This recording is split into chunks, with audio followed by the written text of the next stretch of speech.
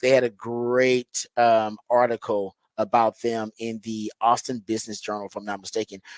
And they said Texas was one of the leaders, if not the leader, in the NIL space, in terms of how much revenue they were generating for their athletes and NIL compensation, NIL opportunities, NIL deals. And so they track them around the country. They track different programs, NIL deals around the country. I mean, hundreds of programs. And so they've been around for a while, since the pretty much since the change of NIL becoming the law of the land. Since its inception, they have been around. They've been tracking these deals. So they actually know what kind of the fair market value and the worth is of different players, positions, guys who in the transfer portal, like how much their value increases, decreases as a result of them moving around. They've been keeping up with it, and they got all the data. A lot of people don't have this data. They do, because they've been keeping up with it. And they are actually starting a kind of a new business model where they're announcing, they're announcing two new solutions for the next era of NIL: open source budgets and FMV assessments. The FMV stands for fair market value assessment. So essentially, they are going to give programs, I'm imagining, who will pay them good money for this service, and they'll give you the fair market value of positions based on their data, based on the 3 years of data they have of NIL transactions and NIL deals all across the country with all these different collectives and directives across the country. They have access to it. They have the information. So now they can give you kind of an average of the fair market value over the last couple of years of this position, or this position from the portal, or this position out of high school, or this position of, this 5-star rating or this 4-star rating or whatever it may be. They have all that information. And right now, one of the big issues for the schools is, okay, we got revenue sharing. We have no idea how to distribute this, because we don't know the value of these players and their positions. We don't know. We haven't been tracking this. Why the hell they haven't been tracking it, I don't know. You think they would get their most of these are research institutions, they're academic institutions. Why not just have your own, inside, group or whatever, council, committee, data scientists that can also track these transactions, at least for your own university. But even that probably wouldn't help you as much. I'm sure universities have that information. Some do. They wouldn't help you as much, because you need the national averages, and you ain't going to get that information from other directives or collectives. Now, maybe you can, but you'd basically kind of be starting the same business model that Open Doors is. And if universities haven't done that, then they can go to Open Doors and try to get some range of the fair market value of players in the new NIL era that we're living in. So there you go. Remember we talked about another company, was it Redbird Capital? They were basically a bunch of venture capitalists, and they had acquired $10 billion in equity, and to help universities close the gap in finances with this new revenue sharing deal, to close that potentially a $20 million gap. They were going to offer them private capital investments. Like, hey man, we'll give you $20 million. You can use it however you want to use it. You just got to pay us back, with interest over this amount of time, that kind of stuff. And they said also they're not thinking about equity, but equity could also be something that is discussed, which is when you have kind of a partner, kind of ownership of based on that money that's given, you have a stake in the team. Now that's a whole different conversation than private capital. But you see all these stories are coming out because, and we just covered one earlier today about logos now allowed on college football fields. This is all to try to close the financial gap that is expected.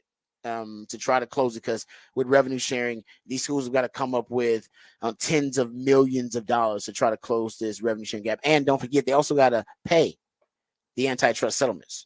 That's also got to happen too. On top of the money they got to have for the revenue sharing that's coming up, they got to pay off the antitrust settlements, which is, I don't know how much is for every school. I think it's like $10 million or something like that over a long period of time, like 10 to $20 million, but it's over a period of time. I haven't done the research or the exact amount, but they have to settle that as well. And that's on every school is going to share that burden.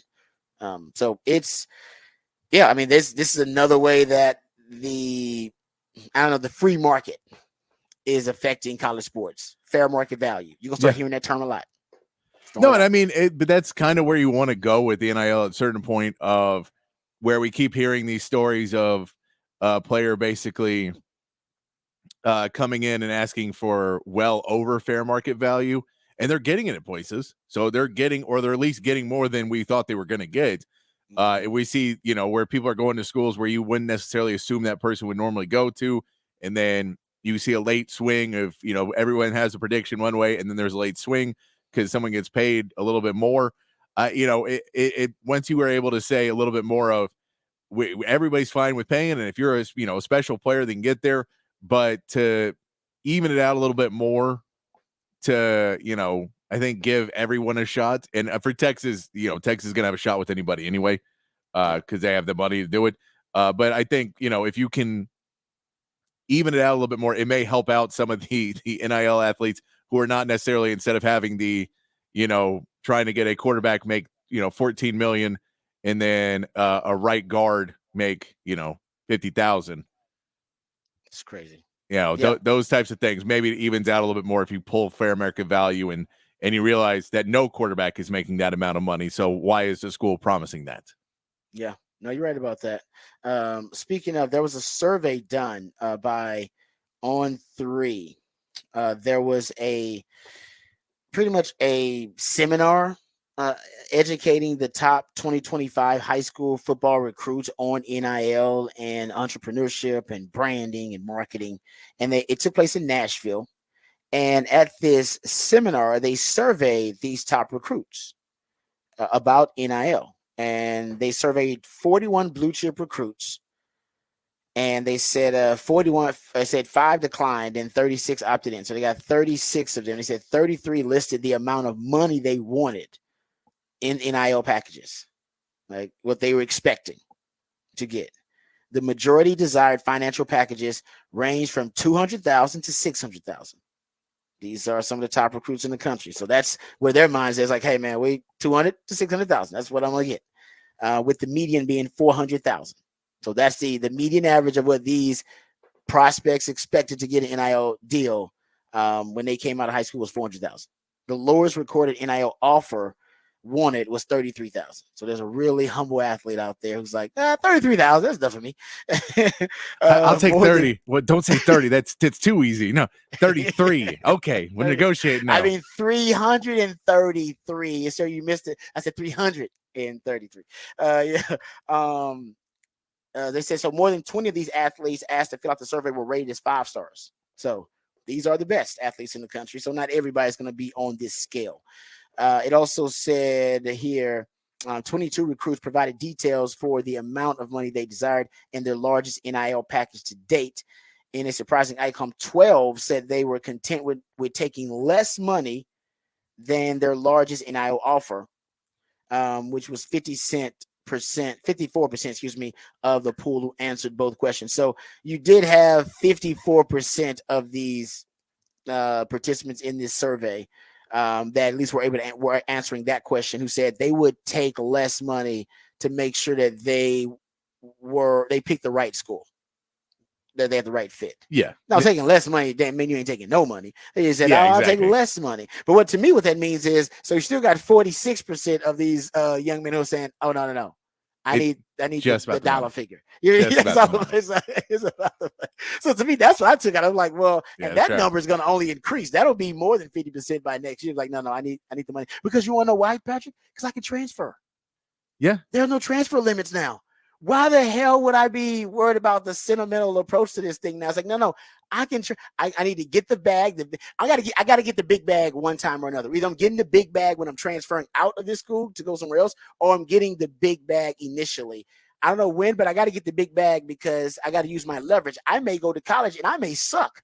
Who knows? Yeah. I may get hurt. It may not work out. I got to get the big bag. So now they're almost thinking like how professionals think. I think there's more reality of I want to get the big bag 3 times. Yeah, I want to out of high school. I want to transfer twice. I want to play. I want to get there. I want a big bag every single time, and then I want to go to the NFL and get drafted. I want all the bags. A lot of big bags. Yeah, I want all the bags. Well, all the bags. All the bags. I think you're right. I mean, honestly, I would not, and I can't get mad at a young person for thinking like that.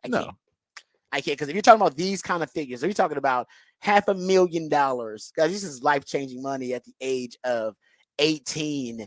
And you can put that money in the bank and and like you said, Patrick, you got another chance to also hit the market again via the transfer portal, make another bag, and then so you can easily make like $1 million before you get out of college, just making the right moves. And by the way, play well enough, if you play well enough, because you can, and this is why. Okay, this is also something in terms of fair market value. The NCAA does not. I don't know if they should be in charge of this. I don't know if they. Because I just don't trust them. It's like you and the Cowboys, Patrick. No, I don't. I just don't. Yeah, he's like, I don't trust them. I don't trust them with these decisions. Okay, I'm gonna read the name, image, and likeness compensation rule for the NCAA, and you tell me if this makes sense to you. So it says an individual may receive compensation for the use of the individual's name, image, and likeness, which may be secured or compensation based in whole or in part on athletic skill or reputation. Name, image, and likeness activities may not be used to compensate a student athlete for athletics participation or achievement. So what they're saying is, which is weird, so you can be paid for your name, image, and likeness, which is related to your performance, but you can't be compensated for achievement or performance. So they're basically saying you can't put incentives in an NIL deal, right? So you can't say after you don't get to change the deal after you've already signed it and get more money. Well, I think there's no bonuses. There's no bonus structure. Well, yeah, I think you can't say, all right, here's an NIL deal. If you sign this deal with us, if you rush for 500 yards, you make $50,000. You rush for 100. If you run for 1,000 yards, you make $100,000. If you win the Heisman, you make $500,000. If you win a national championship, you make $1 million. You can't make that structured deal. I agree, but that's still kind of stupid because you get paid for it because you're going to re-up with your team the next year after you have that great year. After you rush for 1,000 yards, after I get 1,000 yards, what I'm going to do is I'm going to threaten hit. See, if you put in the bonus structure, you got a chance potentially to keep the kid. Because now the kid who's being underpaid is upset because he's outperforming his contract. He's like, I'm in the transfer portal, so I can give my fair market value is all right. And then they hit the transfer portal so they can get the other bag, which they believe they deserve for that 1,000-yard season they just had where they were underpaid. See, this is the problem, NCAA. You don't understand the free market. What the hell are you talking about here? You don't pay. Of course, they're paying for performance. And if the guy sucks, by the way, and we're overpaying him, what's the school gonna do? Pull the NIL deal. Nope, you ain't getting that NIL deal you got last time. Everybody's getting paid on performance. What are we talking about? And the reason why it's dumb, and I agree with you. I agree with you 100%. The reason why it's dumb to do it, if that's what they're meaning, if that's I'm reading of it. If no lawyer, I'm not a lawyer. I'm good at bird law. That's it. But I think the reality is, if you look at like Nike contracts. If you're a tennis player and you're playing Nike, the more finals you make, the more matches you play on TV, the more money you make. So it is still reward based. Like in name, image, and likeness deals, sponsorships for major brands, that's how it works for other things. You know what I mean? Like, so it's not something that is, it's not something that's unique to this area or whatever. I don't know. Maybe there's another way. They're scared of it, or they're worried about coaches not playing players to save NIL money or whatever the deal would be. I don't know what it could be, but I'm with you. I think the more you try and put weird restrictive rules on it and not go, hey, let's try and regulate it let's try and make this a little bit more transparent, at least for the schools. The stuff doesn't have to leak out as much or whatever, but like, let's make it so we're not getting these ridiculous shady contracts. We don't have guys like the Miami guy who came in and spent all this money and, couldn't afford it. And let's try and get rid of that stuff from it. But the more we make it above bar, the more a kid might see, okay, well, now I'm getting offered this, and like that, they're offering this guy this much. And okay, maybe I won't hit the transfer portal because I understand what's out there now, versus I get it in because I'm getting the intel from my people that I should go in and I realize the bag isn't there, Yeah. like that No, stuff. they need clarity and transparency, and Yeah. I agree. That's exactly what you're describing. The convoluted language in this doesn't make sense because it's all semantics, right? The difference between Yes. athletic skill and athletic participation and athletic performance and athletic production. It's like, what are you talking about, man? Just I agree. Just kind of, you need to go kind of closer to the NFL model. And honestly, if you want to put in incentives, you can do that. I don't know if that's the way they're interpreted, but for me, it says basically the real difference between basically paying college athletes NIL compensation based on his or her athletic skill versus paying them for their athletic performance. That is a kind of a legal argument, right? I mean, that's something that can be settled in a court of law, and I think that's ultimately what they want. They want to give themselves wiggle room. They don't like things to be black and white. They want to give us wiggle room so they can go to court. They're going to lose in court. That's what they keep losing in court because of this type of language. It doesn't make any sense. What are you talking about? Like, of course we're playing them for performance. What are you talking about? NIL is the compromise, but still they're paying, because if you don't perform, your NIL money will go down. You will lose those deals. The deals are all based on performance, and guys that perform, they get bigger deals. Like, what? That's what I'm saying. This veil of amateurism they're still trying to protect is ridiculous. Guys, it's dead. It's dead. It's accepted. It's dead. It's gone. They got revenue sharing now, NIL deals. At this point, they will say every great cause begins as a movement, turns into a business, deteriorates into a racket. We're already at the racket phase of NIL. Like, and it's because of the NCAA that it's a racket, because they decided to ignore it and they wanted it to get to racket phase. But it's okay because they're still, in my opinion, they're still they cannot be trusted. And they are not the institution that should be leading college football into the future. And the future, they shouldn't be helping construct the future framework of college football, because I don't think they're trustworthy. Nope, I'm with you. All right. Well, hey,